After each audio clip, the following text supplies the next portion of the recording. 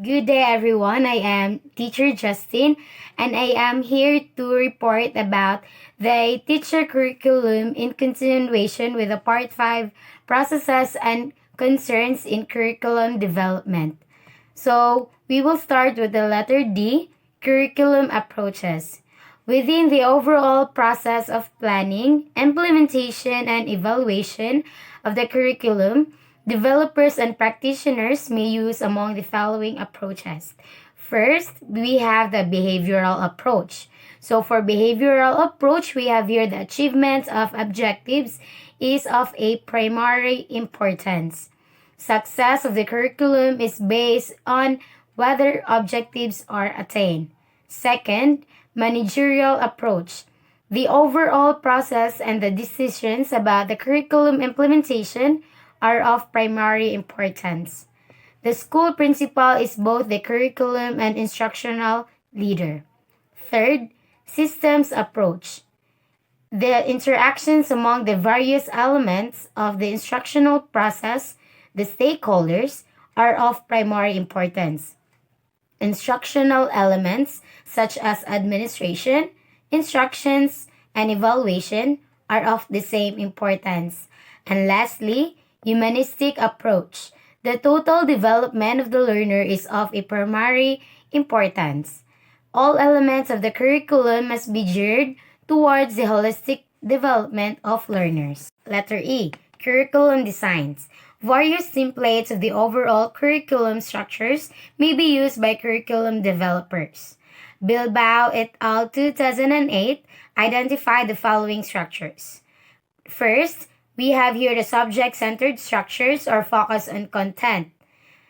For its categories, we have here the subject design. For the subject design, the curriculum is based on learning specific subjects, thus learning is compartmentalized. For example, learning mathematics in grade 7 K-12 curriculum. Letter B, discipline design. The curriculum is based on mastering broader disciplines rather than particular subjects. This curricular design is often used in the tertiary level. For example, mastering algebra in the previous curriculum. Letter C, correlation design. For the curriculum base is on the integrated learning of various subjects to reduce fragmentation. Yet, the subjects maintain their unique identity. For example, teaching math and correlating it with EPP. Letter D, broad field design. The curriculum integrates the contents related to each other to prevent the compartmentalization of subjects. A new subject is created then. For example, a school offering science and health as one subject. So we are now in the second curriculum design, which is the learner-centered structures or the focus on student. So we have here the child-centered design, experience-centered design, and humanistic design. For child-centered design, the curriculum is based on the needs of the individual learner. For example, curriculum is planned from scratch based on needs of learners, use of diagnostic exam to drive curriculum development. For the experience-centered design, the curriculum is based on providing a set of planned learning experiences. For example, changing the way a curriculum is implemented, thus changing the experience of the learners.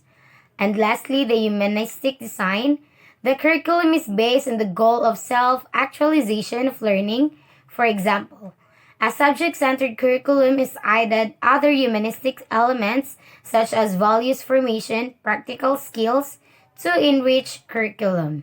And for the third, problem-centered structures, focus on real-life concerns. We have here the life situation design and the core design. For life situation design, the curriculum is based on learning to address individuals' needs. For example, problem-based learning in medicine and law schools. For core design, the curriculum is based on learning to address societal needs. And for example, the entire subject is directed to be an answer to societal needs such as fieldwork or practicum and NSTP or CWTS. Letter F, curriculum implementation and changes. Curriculum implementation may mean to teach what has been written in the lesson plan. Use the plan as a guide to engage learners in the process. Involve different strategies of teaching with the support of instructional materials, and put the curriculum into operation with different implementing agents. Curriculum implementation will entail changes in the development of the curriculum. The following categories of changes possible in curriculum development are substitution, alteration, restructuring, perturbation, and value orientation. For substitution, replacing the present curriculum with a new one. For alteration, introducing minor changes and modifications on the current curriculum. Restructuring, introducing major modifications in the current curriculum to the point of restructuring the curriculum. Perturbation, changes in the curriculum happen in a very short time. And lastly, the value orientation, responding to shifts in curriculum through a reorientation of the visions or missions of the school. Letter G, curriculum evaluation. We have here the curriculum program evaluation and the curriculum program component evaluation. For curriculum program evaluation, we have the overall aspects of the curriculum or the curriculum itself are evaluated. The second, a component or several components of the curriculum are evaluated. The components to be evaluated can be achieved learning outcomes, curriculum process, and instructional material. So for the part 6 of the teacher and the curriculum, we have here the frameworks related to curriculum. K-12 curriculum or enhanced basic education curriculum. Number 1, concerns addressed by the K-12 curriculum implementation. Letter A, enhancing the quality of basic education in the Philippines is urgent and critical. Letter B, the poor quality of education is reflected in the low achievement scores of Filipino students. Letter C, the Philippines failed miserably in international tests. Letter D, the 10-year curriculum is congested, which partly explains the present state of education. Letter E, the preparation of high school graduates for the world of work or higher education is inadequate. Letter F, most graduates are too young to enter the labor force. Letter G, the 10-year system also reinforces the misperception that basic education is just a preparatory step for a higher education. Letter H, our graduates are not automatically recognized as professionals abroad. Letter I, the short basic education programs affect the human development of the Filipino children. Year levels in K-12 curriculum.